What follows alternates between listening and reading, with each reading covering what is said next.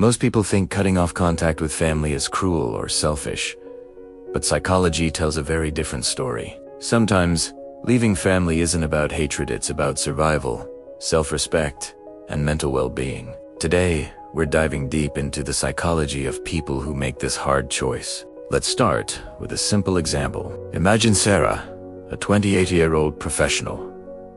Every family gathering feels tense. Her parents criticize her life choices, her siblings compete with her, and she constantly walks on eggshells. On the surface, everything seems fine, but inside, she feels drained, anxious, and unseen. Now, Sarah makes a decision. She limits contact with her family. Some might call it extreme or selfish, but for her, it's a necessary step to preserve her emotional health. This is not a rare scenario. Millions of people around the world make similar decisions every year. Cutting off contact doesn't always mean anger or hate. It can mean protecting your mental and emotional well-being. So, why do people make this choice? Psychology offers several explanations, and understanding them can remove stigma and guilt. 1. Cognitive dissonance. Cognitive dissonance occurs when a person experiences mental stress from conflicting beliefs or values. For instance, Sarah loves her family, but is constantly criticized by them. This creates a clash between her desire for familial love and the reality of negative interactions.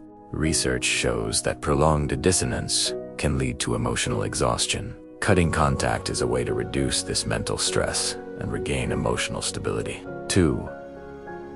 Emotional burnout. Repeated exposure to emotional abuse, neglect, or invalidation can cause what psychologists call emotional burnout. Just like physical burnout from overwork, this is a chronic stress condition that can manifest as anxiety, depression, or social withdrawal. Studies in family psychology indicate that people who go no contact often experience a significant improvement in mental health after distancing themselves from toxic family dynamics.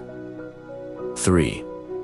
Boundary enforcement. Some families do not respect personal boundaries, whether it's persistent criticism, manipulation, or unsolicited advice. Individuals may feel powerless to protect their mental space when repeated boundary setting fails. People may resort to permanent or semi-permanent separation as a healthy boundary enforcement strategy. 4.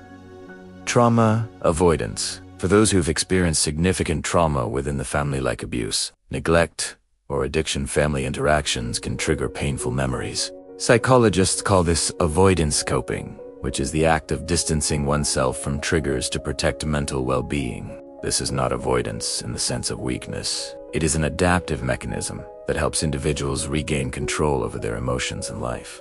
5. Self-identity preservation. Your self-concept is shaped by your interactions. Constant conflict or emotional manipulation can erode confidence, identity, and self. Cutting ties allows individuals to reclaim their identity and pursue personal growth without toxic influence. 6. Learned helplessness versus empowerment.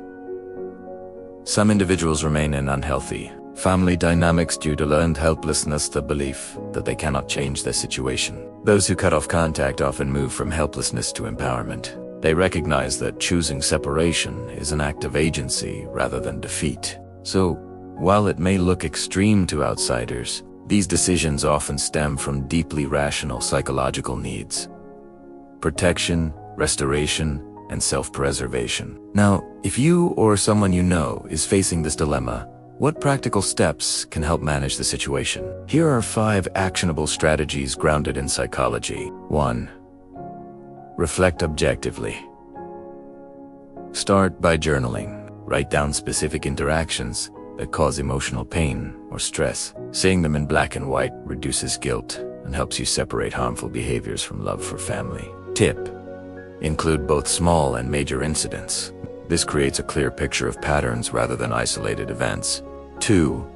Set clear boundaries. If full no contact is not immediately possible or desired, start with smaller boundaries. For example, limit phone calls or visits.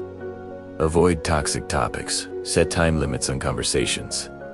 Boundaries are not about punishment. They are about creating emotional safety for yourself. 3. Seek therapy or counseling. A psychologist can help process guilt, anger, or sadness, therapy offers coping strategies for difficult emotions, techniques to manage triggers, validation that your choices are reasonable. Even a few sessions can provide clarity and emotional support. 4. Build a support network. Family isn't the only source of love and validation. Surround yourself with friends, mentors, or online communities who support and understand you. This network acts as an emotional buffer, reinforcing that your well-being matters. 5. Practice self-compassion. Remind yourself that prioritizing your mental health is not selfish. Daily practices like meditation, mindfulness, or journaling can reduce anxiety, reinforce self-worth, help you internalize that choosing emotional safety is a healthy decision. Many people feel immense relief after going no contact. Even if only temporarily, it allows emotional space to heal, self-growth to flourish, and toxic patterns to fade. So, here's the takeaway. Cutting off contact with family is not about hate, vengeance, or selfishness. More often than not, it is about protecting your mind, setting healthy boundaries, and reclaiming your emotional life. Understanding the psychology behind it removes shame and guilt, helping you make empowered choices. I'd love to hear from you. Have you ever had to set hard boundaries with family? How did it feel? Share your experiences in the comments.